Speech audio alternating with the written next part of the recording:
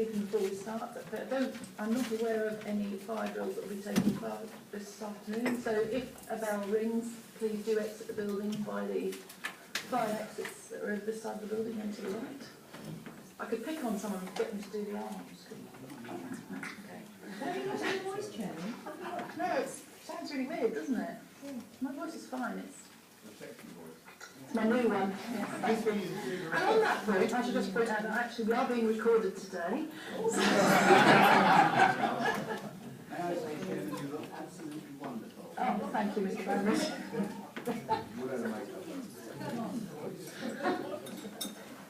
So, moving on, we've got the minutes from the previous meeting, please.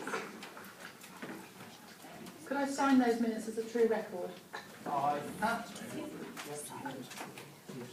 Just on page 10, at the top of page 10, it talks about the chairman has asked for a written response from Angling Border, setting out what works are Yes, in place. we'll bring that up under the questions under the work programme. No, that's fine.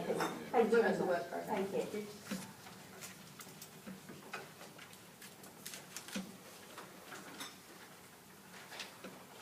Do we have any apologies and substitutes, please? Sorry. Yes, Chairman, we have apologies from Councillor Crawford, and Councillor Newton is present as his substitute. We do not have any urgent business that I'm aware of. So any declarations of interest that you haven't already declared, please? Mr. Sazia? I declared an interest, my interest at the previous meeting. Will they be carried forward, or should I, well, I am a residential and commercial landlord myself, and I do manage property for one of the large farming estates in the county. Okay, thank you. We have, I'm sorry, Mary? Well, Chairman, I'm not a member of the committee, so I'm not quite sure whether I should declare a mild interest. Yes, you may. Only it might not apply. Many years ago, I was in the employ of the CAB as an ass. Which I'm not allowed to use that word. As a what? It's not a four-legged animal, Chairman. A guy session supervisor. Okay, thank you for clarifying. That's fine. Yeah. Mr. Richmond. Thank you, Madam Chairman. Like Mr. Stasiak, I need to say that we do have rental property within the Breckland area with tenants. So just for the point of clarity, Yes. I don't think we're talking about any Pacific, but thank you. And Mr. Brown? Okay, thank you.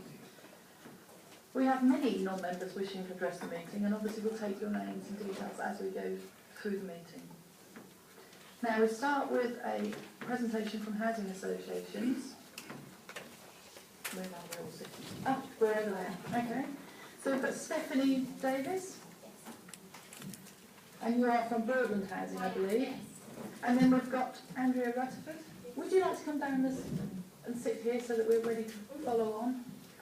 And obviously what we do is, you've got your presentation period, and then we'll do both presentations, then we'll take questions as a whole afterwards, if that's okay. Yeah, can I stand? Is that no.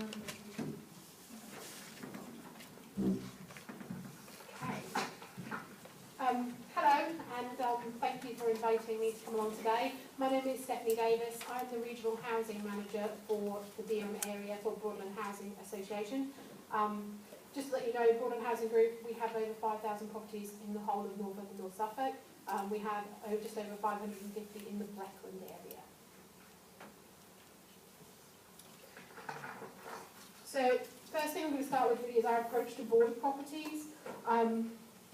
Obviously, we don't want properties of ours sitting void. The reason for that is we are losing rental income, and the other reason for that is that they need to be there for families and other people to live in them, people who need a home.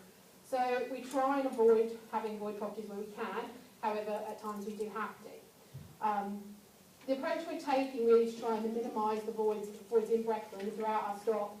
We're trying to be more proactive, so we're trying to do inspections on properties prior to people leaving them. That's a good opportunity for us to engage with the person living there, identify any damage, go through the process with them, and make sure that they're going to leave when they said they were going to leave, talk about any delays they may have, because all of those delays and everything that could happen will only affect the person coming in and our ability to turn that property around. We aim for a 7-day turnaround time to try and minimise voids. So between one person leaving one of our properties and terminating, we have a 7-day period where we attempt to do all the repairs that are needed. And it's still a week that it's out, but a week is really the minimum we can do to make sure it's safe and make sure all the repairs works are done. It can happen that you can reduce 7 days, when property comes back to you in perfect condition, you can turn it around in 1 day and just do the appropriate testing. But the reality is that most do need the 7-day turnaround. Our average relet time last year was 11 days. That's, we always try and keep our target to improve or sustain the period before. So we are going to try and achieve 11 days again this year if we can. In terms of some properties needing major work, so sometimes you have a property that needs a new kitchen, a new bathroom, maybe a new boiler. Those things do take much longer. They can take up to a month to do that. What we're trying to do is we're trying to do that work when the new tenant moves in. So actually, if they're getting a new kitchen, actually, if we do that when they move in, they can choose their cupboards, they can choose their floor coverings, they're going to live in that property, and actually it's nice they can have that choice. The only time we can't do that is if there's a health and safety issue. We can't let the property if it's dangerous. In that case, the property can be empty for a longer period of time, but they're exceptional cases, they're not the limit. Reducing void costs, so we're trying to reduce our void costs. We are an organisation, we are a business, and by doing that, we're really trying to minimise the amount of money that we spend on every void that we get. And we're doing that through a number of ways, really, and that's really about looking at how we turn around voids and our repair service and the costs that we have there. At the same time, we're still trying to agree and trying to achieve a really good lettable standard. So we do have a kind of belief, really, that when we let a property to someone, if the property's in a good condition, the more likely the scenario is they're going to try and keep it in a good condition. So we still clean our voids, we still offer people who are going into our properties paint packs, depending on the condition of the property. And that's just to assist them being able to move into the property quickly and that it's in a standard that they can move into and there isn't a lot of work needed. So that's kind of the approach we're taking to void properties. In terms of our repairs and maintenance service, we have an in-house service, and very famous now, one of our operatives and one of our vans. You'll see them around here quite a lot. We have 3 teams covering the central, the east and the west of the counties. And we've recently had a restructure, we restructured to make sure that all the teams are where they need to be. And we've got people in the right places, so really considering travelling time, really important. When you own stock from Milton Hall over to Waverley, you really need to consider where your operatives are and where they live. So are they starting in the morning near a job to where they live, reducing their travelling time, means that they can achieve more jobs in a day. So we took that approach. And yeah, it's still a settling in period, but we think we're nearly there and we think we've got the right approach to it. We're trying to invest in technology, so as you know now, lots of people want to do things digitally. We don't have the ability for our tenants yet to go on and report repairs online. They can report a repair online, but they can't actually book an appointment online. So that's something we're trying to look at, and we're going to invest in our systems to make sure we can make it as easy for people as possible. Intelligent scheduling. So scheduling is an art form. I don't do it myself, but everyone who's involved in it tells me it is an art.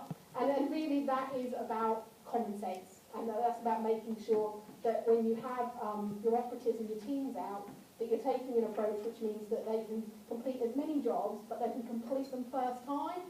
That's a big thing for our tenants. It's fine completing the job quickly, but if you go away and have to order a part and come back again in 2 weeks' time, that's really not great customer service. So we're looking at scheduling, but also looking to make sure that we can try and complete the job first time. And that includes things like making sure we have appropriate stocks on their vans. The most popular parts are on their vans. We're ordering bigger vans so we can make sure there is more stock on them. And it all seems like small things, but those are all the things that mean that the repair can be completed more quickly, and obviously a better service is given to our tenants as a result. And then convenient appointment time. So appointment time is quite a big thing, really, because you can say to someone, oh, I'm going to come and do your, we've got a time scale, for instance, of 28 days, and we're going to come and see you within that 28-day period. Well, actually, that may not be convenient for everyone. So rather than saying, okay, we need to do this in 7 days, we talk to the customer or the tenant and we say, actually, what's good for you? And they may say, oh, I'm working for 7 days, it's not an urgent repair, but actually, could you come the week after because I'm on holiday? That works better for me. So it's not really about a targeted response, it's looking at the response to the tenant and what suits their needs. And also we try, and obviously with families, we try and avoid any time around school time. So really when we're giving out repair appointments and we're booking them, it's to make sure that actually it's convenient for the person. Because what you don't want to do is give them an inconvenient appointment time. They're not there, they're no fault of their own, they all have busy lives and things to do. And then actually you have to come back and that's a missed appointment. So it's not good for anyone. So we're just trying to take a more tenant-focused approach on it. And I think that's something that's going to develop as we move on with our restructure and our repair service. The tenancy management, my passionate subject, I could be all day, but I know you've got a really tight agenda. It's really just to talk to you about tenancy management and how we're dealing with that on the front line. So this is dealing with the properties on a day-to-day basis and any of the issues or any of the problems that tenants have.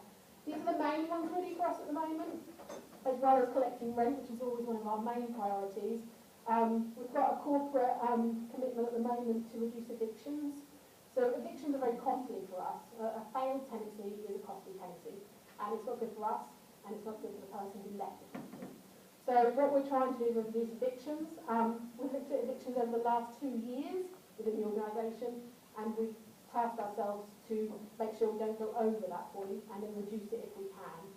So far it's looking good, but it's obviously not something that we can forecast. We've reviewed our antisocial behaviour policy and procedures recently because actually we needed to make sure that was really effective and meeting the needs of tenants. And what we did was we surveyed 50 customers who've been affected by antisocial behaviour, and we asked them about our service and our policy procedures and what we could do to really change that and improve it. Everyone said, I wanted you to evict my neighbour, and you didn't. And so first of all we had to deal with the expectations of people, because the reality is in very few cases is eviction the first option. But we've done that and we've listened to what people have said, and it's really, what came out of it is really about listening to the complainants, really taking their views on board and telling them we're committed to doing something about it, telling them what we can and can't do. It's a really important thing. And also making the complainant aware of what we need from them, because we do need people to record things. We're using technology, so we're using a noise app. We've got a mobile app now where people can record noise nuisance. We're offering that, which is really good, because in this day and age people don't have the time to write things down, or it's maybe not the best way, but pressing a button on a smartphone is very handy. So people are engaging with the noise app. We also have the sound monitoring equipment that your environmental health departments have here. We have one set of equipment in each area, and that helps us really to provide evidence in noise cases, which are the highest case we get of antisocial behaviour. We don't tend to get lots of high level in the district, we tend to get lots of noise nuisance and low level. Last year we had 80 complaints of antisocial behaviour in the Breckland area. We had 485 in our total stock, so it's quite a high percentage. So we're looking at tenant damage.